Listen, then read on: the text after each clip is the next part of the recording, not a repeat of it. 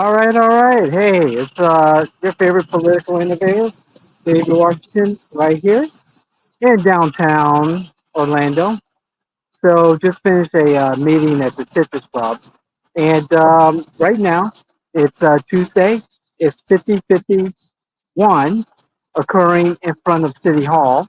And am I going over there? No, I'm going to go home and eat something because it's been a long day and I have not eaten at all. But the point I'm making in this particular podcast is to, let people know that, and particularly the folks who are protesting in front of City Hall, that the City Council collectively have on average about a little over 14 years serving on the council. That includes about approximately 22 years for the mayor, 25 years for one specific commissioner on the city council. And as I was looking at all the marketing, advertising, promotion of this event, they talked about no kings in America. No kings in America, they said. America is not a monarchy. But right here in Orlando, Florida, right where they're standing, protesting what is going on in Washington, D.C., if they were to just turn around and face City Hall, or maybe even walk into City Hall and walk to the mayor's office or to the city council chambers, which is probably empty right now, and just confront the monarchy that is here in the city of Orlando, period. We've got folks who have not, for the most part, have not faced any serious competition during election time. We've got folks who haven't faced a election with competition since the first time they ran.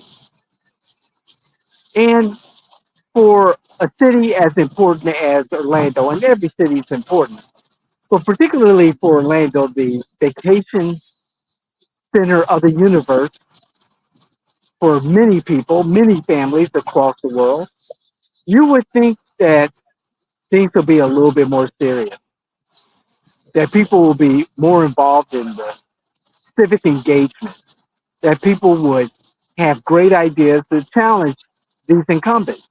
And unfortunately, we're not seeing that. So, it's disappointing that there's a group of individuals, and it's a large crowd at City Hall. I'm a couple of blocks away, but it's a large crowd at City Hall right now, and good for them. Good for them. They believe in what they believe, and they're doing something about it. Unfortunately, again, if they just turn around and face City Hall and talk to the people who are governing Orlando and say, maybe it's time.